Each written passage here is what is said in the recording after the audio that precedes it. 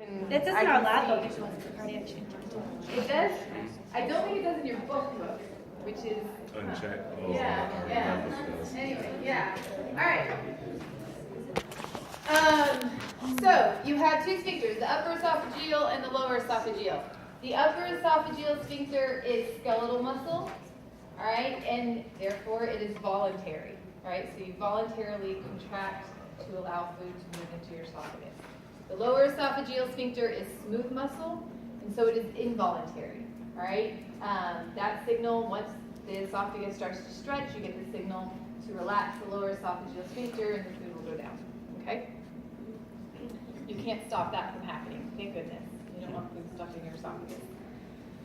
All right. So deglutition is the act of swallowing.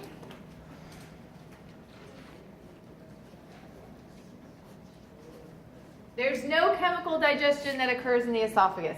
I guess I say no. I guess salivary amylase is still working, all right, but nothing is secreted.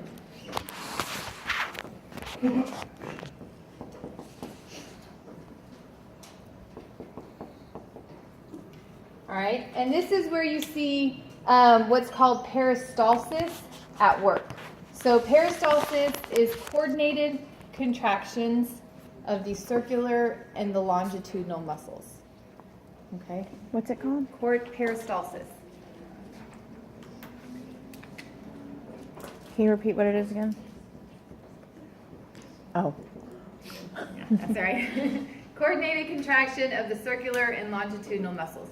And you will see peristalsis occurring all the way through the digestive system. And defecation is actually what's called mass peristalsis, where you get this huge wave all the way from the top of the large intestine down to the end of the large intestine that moves things out completely. All right. So peristalsis occurs pretty much for the rest of the time we talk about this. All right, but let's go back to look at how the esophagus actually pushes food down. So you see here, you chew food, right? It's in your mouth. It's lying on top of your tongue. And I'm sure some of you will start swallowing to try and envision this happening.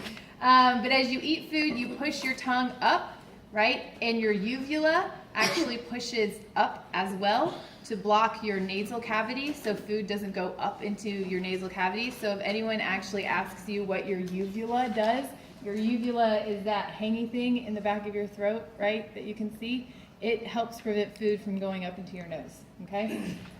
So it pushes back here, which I actually got that question when I did senior project, I didn't do senior project, but when I was undergrad, we had to do like a senior project type class, and I did obstructive sleep apnea. And one of my professors says, well, what does the uvula do? And I went, it hangs there? I don't know. So that is what it does. Anyway, so the food moves down into the pharynx, right? Don't forget about the pharynx, both respiratory and digestive system. So the food moves down the pharynx, the epiglottis pushes down as well, and the food moves back into the esophagus, right? So the epiglottis prevents it from going down into the trachea.